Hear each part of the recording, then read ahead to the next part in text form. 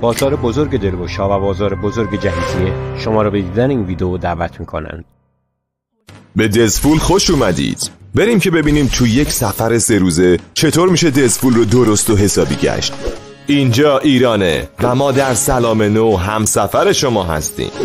بهترین غذاها و رستوران‌های دزفول. اگه فکر میکنید دزفول شهر کوچیکیه و غذاهاش کمه، حسابی اشتباه میکنید. از صندلی سلطون یا برونی تا همیستوله، ماسوا، آش ارده و کبه دزفولی منوی غذاهای دزفولی حسابی جذاب و طولانیه. لیست رستوران‌های خوب دزفول هم طولانیه، ولی رستوران زیگورات ملل، رستوران موزه آب و سفره‌خانه سنتی ترمه رو حتما امتحان کنید.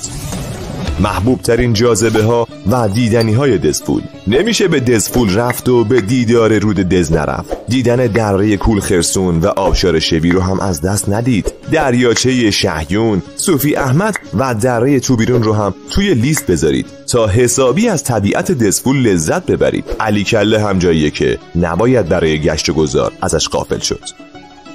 پیشنهاد سلام نو اینه که روز دوم برید سراغ سازه های آبی و سری هم به پل قدیمی شهر بزنید. بعد از این بزنید به دل تاریخ دزفول و از آرامگاه یعقوب لیث صفاری، جندی شاپور و مسجد جامع دیدن کنید. روز دوم سفر رو با رفتن به بازار کهنه دزفول به پایان برسونید. روز سوم هم حتما به آستانه سبزقبا، دژ محمد علی خان، تپه های چوغامیش و روستای لیوز سر بزنید. البته بخش مهمی از دزفول رو میشه در یک سفر 1 روزه هم دید و گشت. پس حتی اگه وقت کم دارید باز هم به دزفول سر بزنید.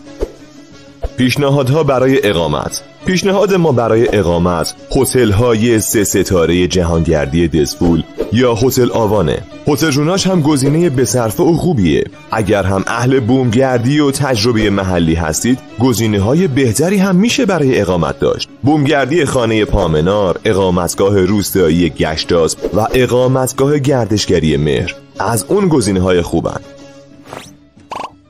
این ویدیو رو ذخیره کن و برای همسفرات هم ارسالش کن.